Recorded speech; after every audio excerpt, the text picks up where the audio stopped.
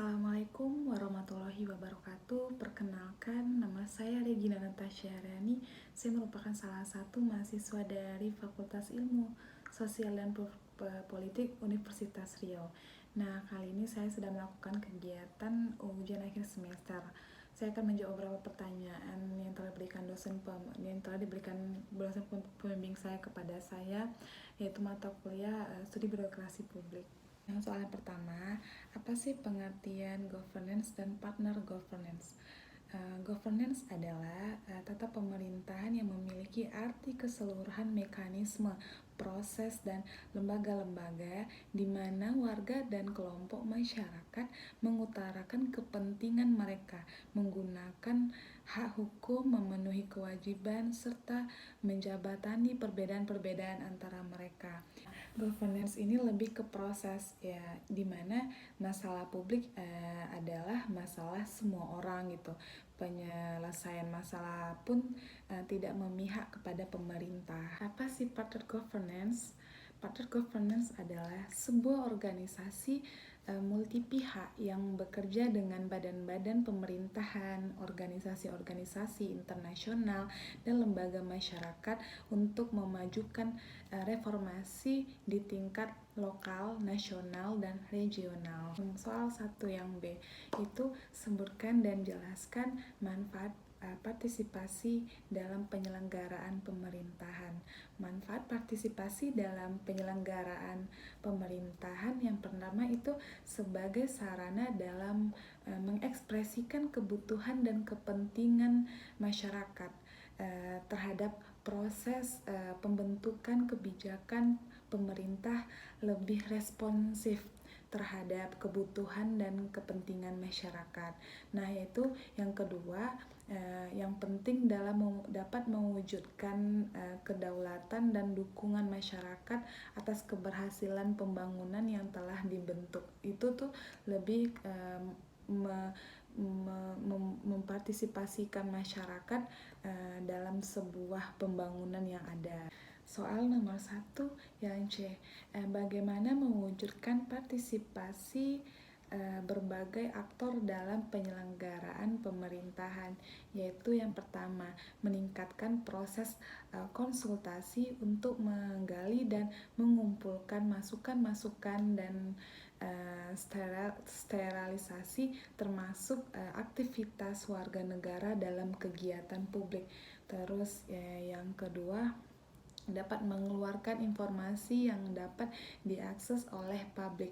Terus yang ketiga, dapat mendelegasikan orientasi otoritas tertentu kepada pengguna jasa layanan publik seperti proses perencanaan dan pengendalian. Yang kedua, sebutkan pengertian transparansi dan indikator yang digunakan untuk menilai penyelenggaraan pemerintahan yang transparan dan akuntabilitas. Nah, transparan adalah prinsip yang menjamin akses atau kebebasan bagi setiap orang untuk memperoleh informasi tentang penyelenggaraan pemerintah dan kegiatan lainnya, yakni informasi tentang kebijakan, proses pembuatan dan pelaksanaan serta hak-hak yang dicapai. Indikator yang digunakan untuk menilai penyelenggaraan pemerintahan yang transparan dan akuntabilitas yang pertama itu transparan. Transparan merupakan proses keterbukaan menyampaikan informasi.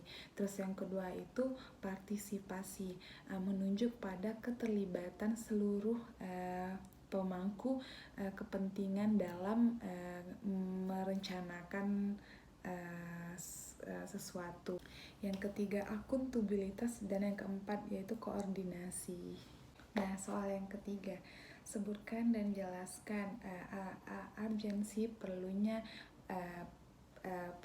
perbaikan birokrasi, faktor apa saja yang mempengaruhi reformasi birokrasi, serta reformasi birokrasi seperti apa yang diharapkan masyarakat.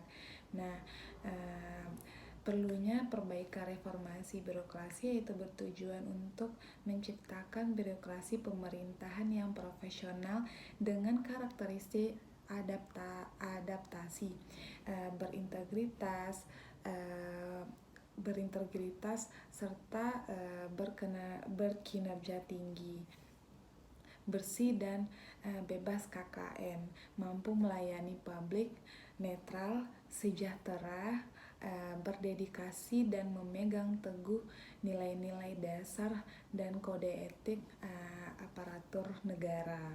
Nah, apa saja sih yang mempengaruhi faktor reformasi birokrasi? Yaitu yang pertama, kemauan dan komitmen. Yang kedua, kesamaan persepsi dan tujuan. Yang ketiga, ketersediaan dana atau anggaran. Nah, yang keempat, dukungan dari masyarakat.